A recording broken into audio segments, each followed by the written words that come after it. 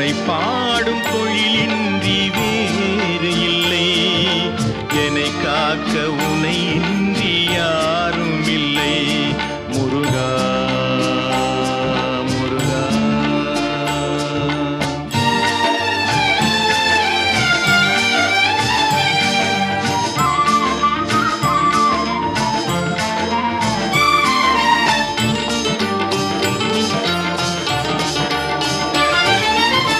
கற்பனையில் வருகின்ற சொற்பதமே அன்பு, கருணையில் உருவான அற்புதமே.